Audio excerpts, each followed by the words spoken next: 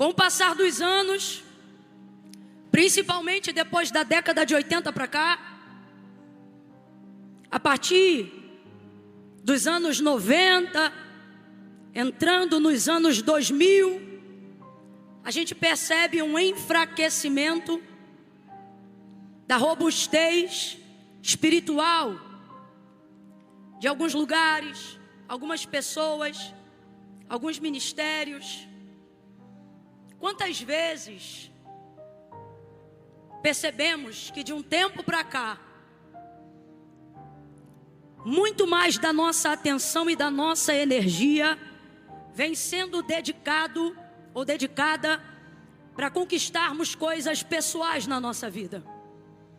Há um clamor incógnito, sutil, dentro da nossa alma, de dar uma resposta para a sociedade de que nós somos bem-sucedidos.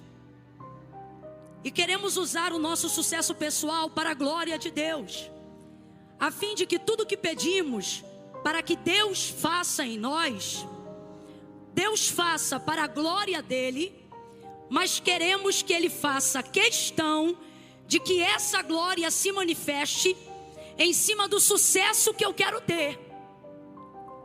Deus, me enriqueça para a glória do Teu nome, me dê saúde para a glória do Teu nome, me favoreça para a glória do Teu nome, para que Te conheçam através do meu sucesso, sucesso ministerial, sucesso patrimonial. A realidade é que, infelizmente, a sociedade e o mundo que nós vivemos trabalha em cima de nós, pressionando o tempo todo que nós venhamos dar uma resposta de por que somos evangélicos, por que somos protestantes, por que renunciamos isto ou aquilo, por que desejamos viver uma vida de santidade, por que abrimos mão de todo e qualquer pecado. E de pronto a nossa resposta é por amor a Deus. Mas a verdade é que no dia a dia, somos nessa tarde, começo por mim, capazes de admitir que às vezes as nossas atitudes não são tão coerentes com esse princípio que nós dizemos ter. Qual? De que tudo que temos, tudo que possuímos e tudo que desejamos ter é para que quando alguém pergunte ou para que quando alguém veja, possamos dizer: foi Deus que fez. Minha vida é para a glória de Deus. Eu sou para a glória de Deus. E aonde está a incoerência, Camila? Na dedicação do tempo e da energia a Deus. Começamos a dedicar mais tempo, mais energia para o resultado e não para o processo devocional que consagra as nossas coisas de fato a Deus. Eu vou tentar falar mais abertamente, que é para todo mundo entender. Miramos um alvo, queremos a realização daquilo, e então oramos a Deus e dizemos: Senhor, abençoe aquilo que eu quero, abençoe a casa que eu quero ter, abençoe o carro que eu quero ter, abençoe a família que eu quero construir. Nós apontamos o que queremos e então pedimos para Deus abençoar o alvo do nosso desejo. Estou falando verdade ou mentira, gente? E a verdade é que sabemos que o correto é que as coisas não girem em torno de mim, mas elas girem em torno da vontade de Deus. Então logo o ideal não seria eu escolher o que eu quero e pedir para Deus abençoar, mas seria eu orar para que Deus dissesse para mim o que Ele quer, e então eu trabalhasse em cima do desejo dEle, da realização dEle, do que levanta o nome dEle, do que faz Ele conhecido e não eu, do que faz Ele afamado e não eu, do que faz Ele sorrir e não eu, do que faz Ele ser reconhecido e não eu. A nível de princípio, dentro de um padrão de moralidade espiritual, achamos que estamos fazendo certo, mas a pergunta é: Se de fato tudo que temos e tudo que possuímos, queremos que Deus seja glorificado nisso, porque o tempo da nossa vida espiritual diminui e o tempo do nosso trabalho aumenta cada dia mais.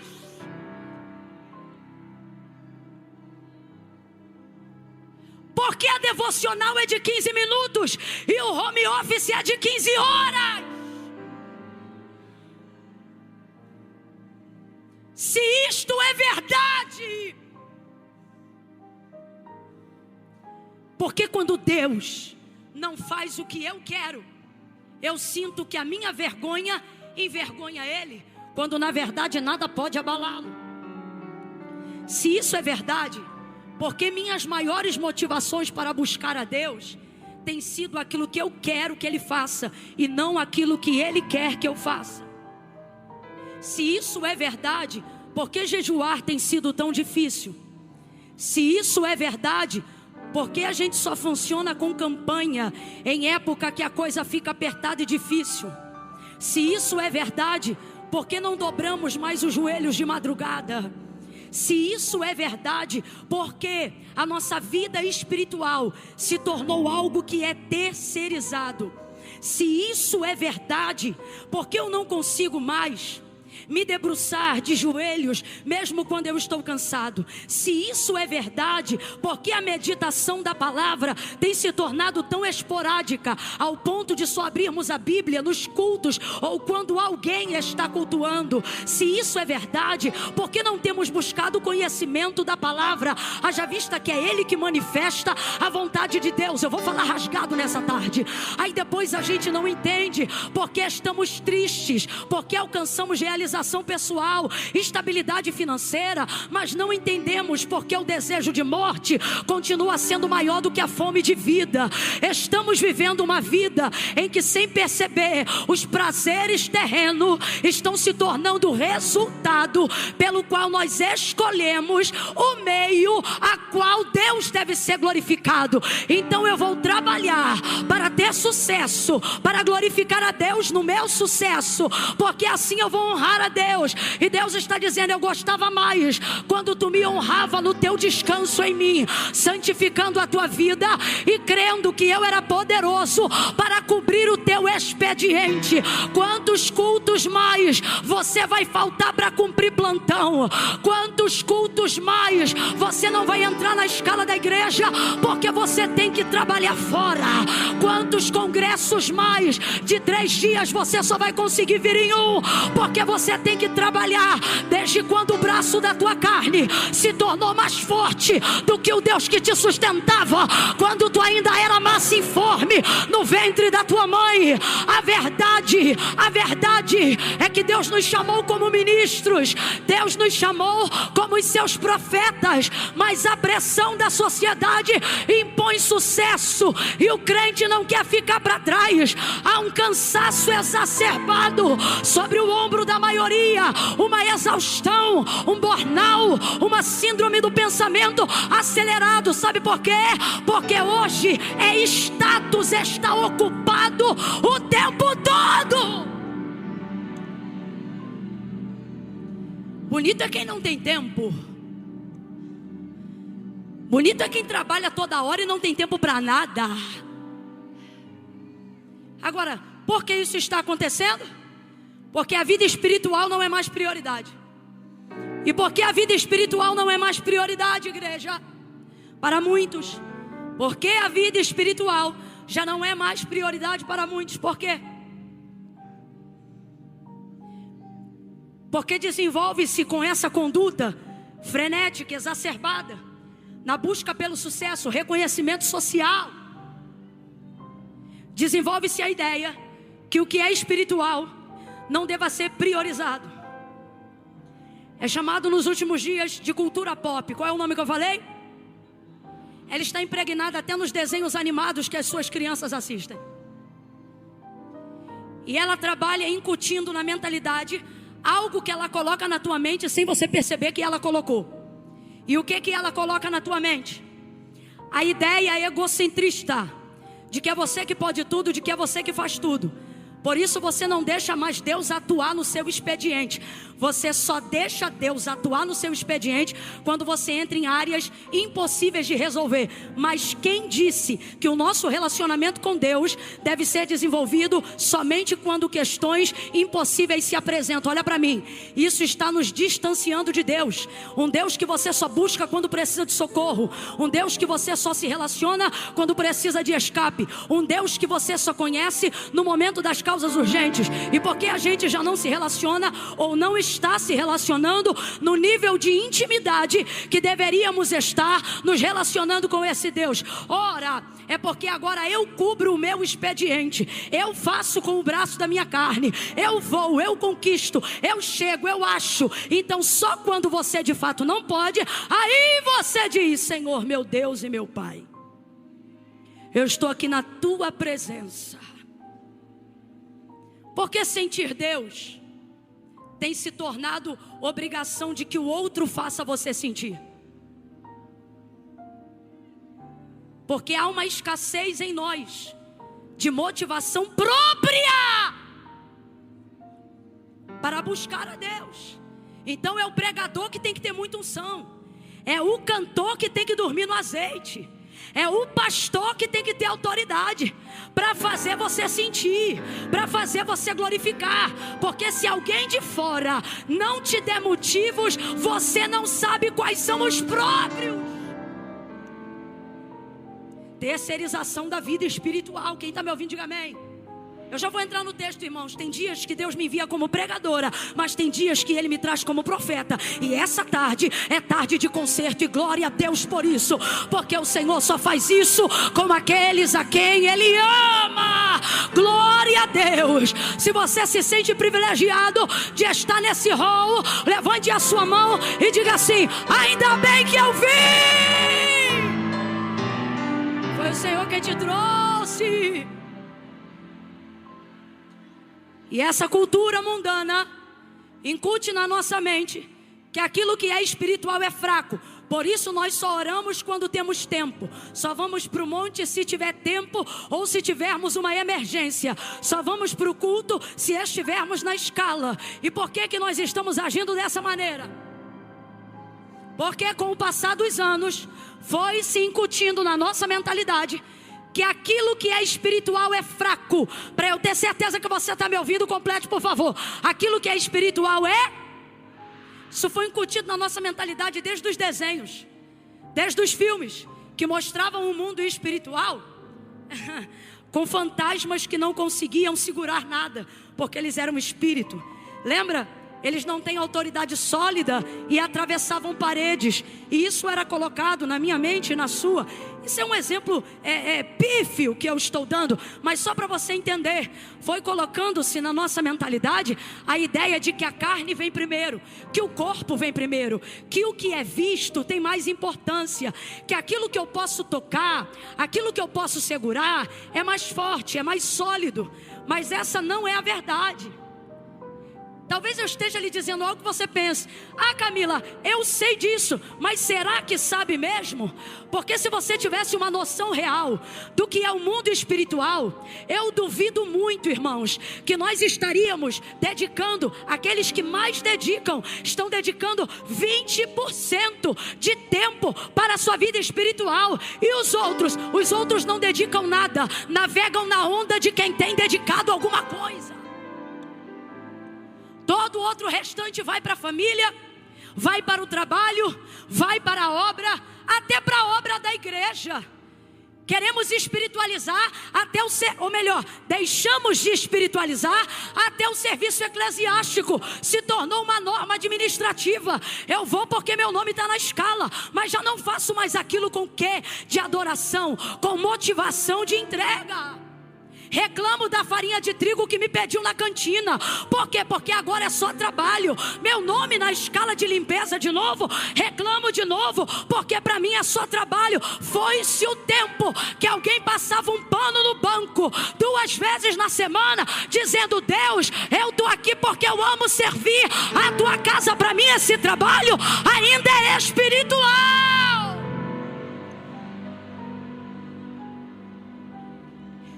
E por que temos diminuído o poder espiritual? Porque ele não ocupa mais o lugar de relevância que sempre ocupou na nossa vida. E porque ele não tem ocupado mais? Porque a maioria de nós aqui alcançou o sucesso. Você não precisa mais orar para a comida chegar. Agora você tem uma vida estável, que você tem dinheiro para pagar a conta do mês.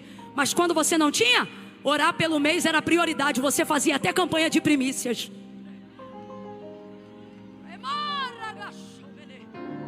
Pode aumentar e pode vir comigo. Viu que eu fiquei doida? Entra junto. Se você tiver disposição, viu que eu fiquei doida? Navega comigo. Ih, não creu.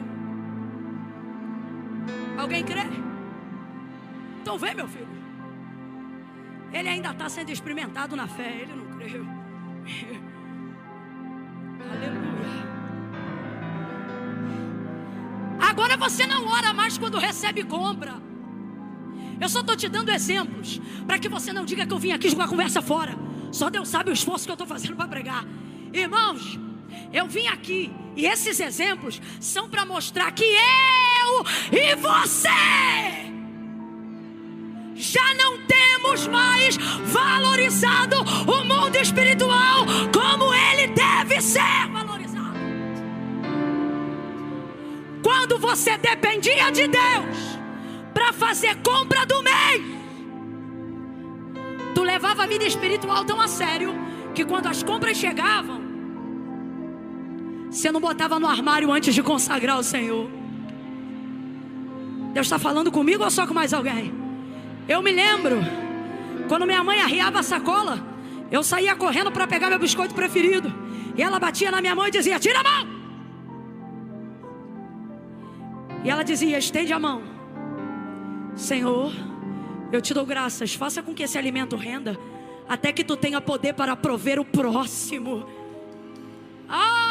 Eu estou sentindo um resgate do Espírito Santo nesses 56 anos tão grande, tão grande, tão grande, que daqui para o ano que vem, em São Paulo, vai ter gente que vai de avião, vai ter gente que vai de carro, mas eu não vou duvidar se alguém for transladado, porque o Espírito Santo vai entrar em você de novo e vai te fazer entender que o mundo espiritual é mais real do que a cadeira que você está sentada, é mais real do que o chão que você pisa.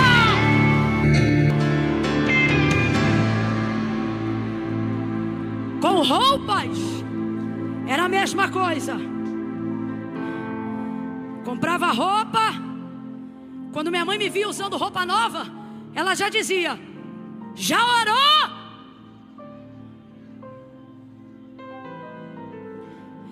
Eu cultivo um bom hábito até hoje, mas percebo gente que perdeu hábitos que a gente pensou que jamais se perderiam em nosso meio. Sabe do que eu me lembro?